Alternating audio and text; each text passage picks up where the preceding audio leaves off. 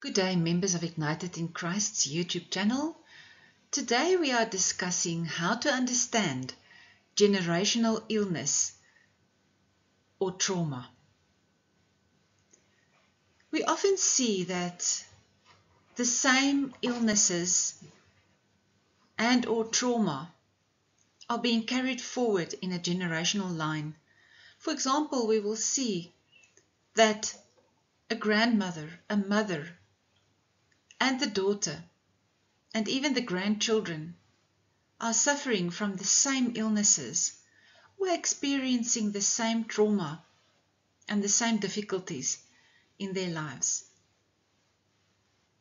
And then we as believers in Jesus Christ ask, but did Jesus not say that by my stripes you are healed? And that is the question I think that many believers in our day and age struggle to understand, is that we know that Jesus died on the cross to take all of the sin of the world, of those who believe in him, and also all their illness, their infirmities upon him, the curse of sin upon him, so that we may be free, and also then be free of illness, infirmities, etc. But that is not what we see in reality. We do not see that in the body of Christ on earth. So how should we understand this? Let us look at examples of generational illnesses, infirmities, trauma, etc. We often see that in a generational line, the grandfather, the father, and the son are all suffering from depression, anxiety, and then even suicide. We often see that the grandfather committed suicide, and now the father or the son also commits suicide due to depression and anxiety, etc. Breast cancer is maybe the best of examples that we can have in women, because we often hear that the grandmother had breast cancer, the mother was diagnosed with breast cancer, and now her young daughter, often with still young children, also have breast cancer. And that goes also for many other types of cancer in generational lines. Diabetes is getting out of hand in our day and age. Cholesterol, high blood pressure, strokes, heart disease, and heart attack. Do we not often hear of families where the man would say, I have to be very careful what I eat and how I take care of myself. I have to exercise a lot because heart attacks are in my bloodline. Accidents. We often hear that in a specific bloodline, people died of freak accidents and children die early. Premature death of children, etc., etc. The list goes on and on and on. So there are many things that are reoccurring in the generational lines. And even the medical fraternity would agree that it appears to be in the genes, that it's the genetics of that bloodline that is inherited by the children.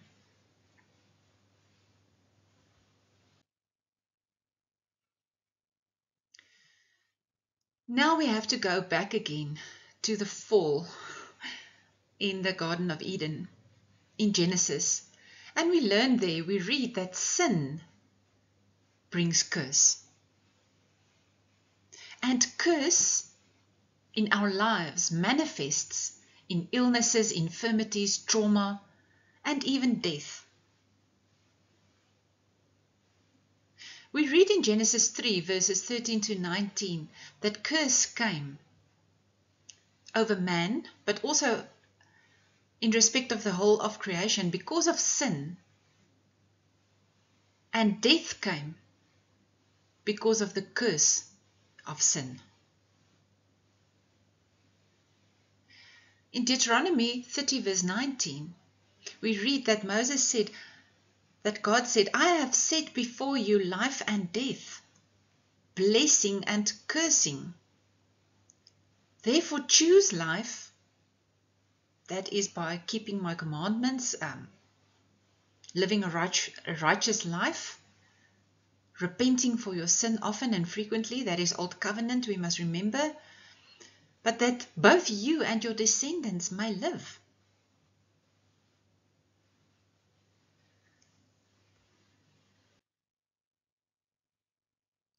Covenant with the enemy opens the door to bloodline or generational curses. Christians are generally still in dual covenant due to religion. Covenant with the enemy is the old covenant. And in Exodus 20 verses 5 to 6 we read that in terms of the old covenant, the iniquity of the fathers will be visited upon the children, due to the third and the fourth, up to the third and the fourth generations of those that hate me. So the old covenant consists of bloodline curses. Definitely so. The new covenant of Jesus Christ, on the other hand, in terms of the new covenant, generational curse is not part of the covenant of Jesus Christ, made possible by his blood shed for us on the cross. Jeremiah prophesies in Jeremiah 31, verses 29 to 30. There will come a day when they shall say no more, the fathers have eaten sour grapes, and the children's teeth are set on edge. But everyone shall die for his own iniquity. Every man who eats the sour grapes, his teeth shall be set on edge. Now you have to understand this verse correctly. What Jeremiah prophesies here is that there will come a day when bloodline curses will no longer affect you, but that you will have to give an account for your own life. But the sins of the fathers will no longer be inherited by the children. The new covenant of Jesus Christ. Jesus is a righteous God that do not punish the innocent children for the sins of their fathers. Our sin is completely erased, and the curse of sin and death that it carries is taken away by the blood of Jesus Christ for those that believe.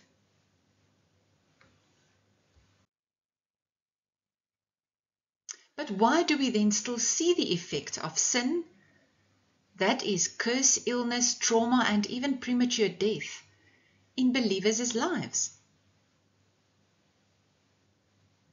Generational curse manifesting in many things such as poverty, illness, accidents, premature death, death of the firstborn, etc., etc., is still prevalent in many believers' lives. And the people of God they are suffering.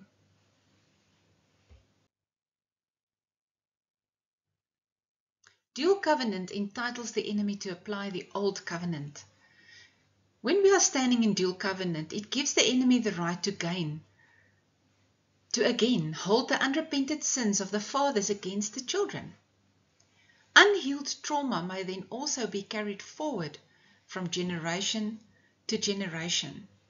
And also we have to include therefore unforgiveness and the effect of that unforgiveness in the life of, let's say, your grandfather or your grandmother, will be carried forward down in the generations to you and your children. The Old Covenant entails Kabbalistic witchcraft. The Old Covenant is essentially Judaism, and Judaism includes Kabbalism.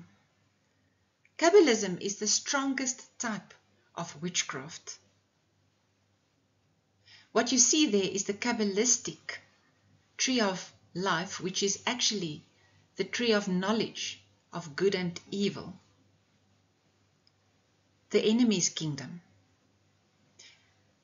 And that is a huge open door to witchcraft of the enemy due to the covenant, the old covenant with the enemy. So generational sin, curse, trauma and death is in this way kept in place in people's lives. Generational curses are being used by the enemy to transfer demonic soul and even demonic spirit copies, so-called DSCs, from generation to generation.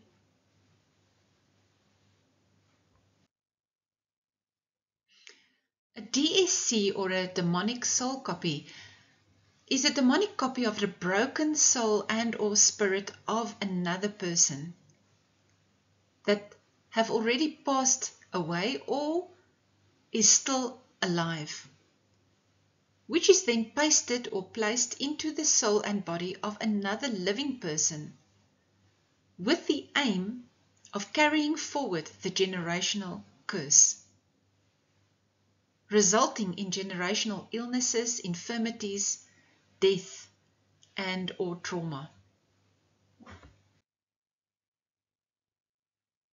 Let us look at a couple of examples of how demonic soul copies work. The enemy places a demonic soul copy of Mary's grandmother, who is already deceased, as well as of her mother, who is still alive, in her soul dimension, to carry forward the breast cancer that started with her grandmother due to her unforgiveness and bitterness, which is unrepented sin towards her own mother. Often that bitterness and unforgiveness, usually towards a mother figure, will then also be carried forward in the generational line. The result is that 3 generations of women that all have breast cancer, and in all probability Mary's 2 daughters will also inherit the tendency to bitterness, unforgiveness, and also the breast cancer. The enemy places a demonic soul copy of John's great-great-grandfather in his great-grandfather, as well as in his grandfather and father, and lastly also in him, due to his great-great-grandfather's unrepented sin of Freemasonry. But that can also be the unrepented sin of the Broederbond or the Ossawa Brandwag, etc. The Lewis curse is in this way carried forward to John and his children, resulting in various illnesses, infirmities, early death, the early premature death of children, barrenness, miscarriages, trauma, poverty, accidents, etc., etc. We must remember that everything starts in the spirit. The spiritual world affects the natural world and vice versa. For everything in the natural, you may look and you will find a spiritual root. The spiritual root of curse, death, illness, trauma, and infirmity is sin. If we are still in the old covenant, the generational sin is transferred from one generation to the other, and it can be seen in the fruits that are manifested in the natural.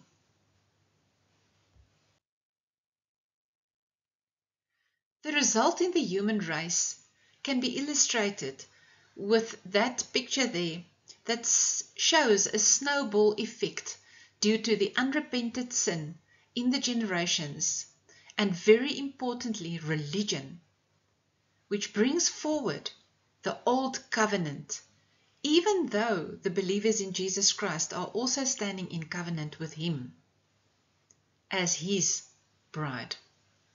And that may result in doubt, in hopelessness and despair. People, especially the children, the younger generation, are losing their faith and are turning away from Jesus Christ. Faith still has a flavor of religion, but it is bereaved of all power.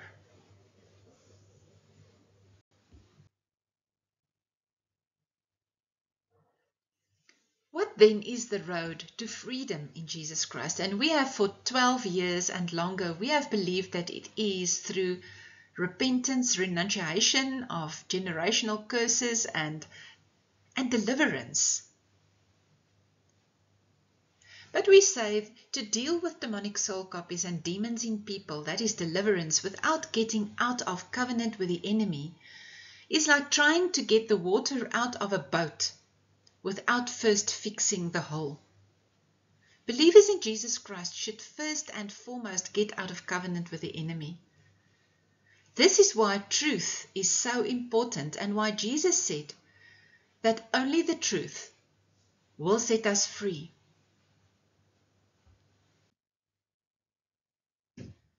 What happens then to the demonic soul copies when we get out of covenant with the enemy?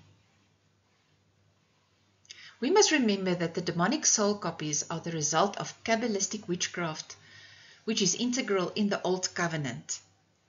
If the source of the witchcraft is removed, that is, the open door is closed, then the demonic soul copies will lose their power and may even disappear. The enemy wanted to keep the body of Jesus Christ busy with deliverance ministry, and also especially with the so-called DSC ministry. Then how do we, as disciples of Jesus Christ, help people? By bringing them the truth of Jesus Christ. By explaining how believers in Jesus Christ are also still in the Old Covenant as a result of religion. By lifting the veil of the power of religion and the Old Covenant that binds and blinds the bride of Jesus Christ. We should testify about the truth. Jesus said that He is the way, the truth, and the life. Testifying about the truth is testifying about the true Jesus Christ and will set people free. In this regard, again, our teachings called Come Out of Her, My People, and the Afrikaans version Gaan uit haar uit my volk, is of utmost importance. The truth included in those teachings has got the power to set people free.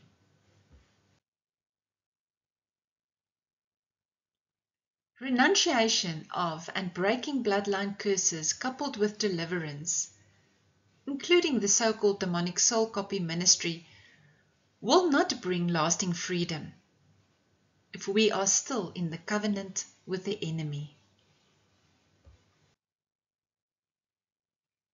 Jesus said that His yoke is easy and His burden is light. Deliverance ministry is not a yoke that is easy and light. Instead, it is going back to works in order to work out your own salvation. Can you see that that is the fruit of Old Covenant? When we, to the contrary, get out of covenant with the enemy, Jesus' blood will again be able to set us free and to heal us as He promised, by saying through the prophet Isaiah, "By my stripes you are healed." All honor and glory to Jesus Christ, our Savior, King and Bridegroom. Thank you, Jesus. Deidre Pieterse, Ignited in Christ, South Africa.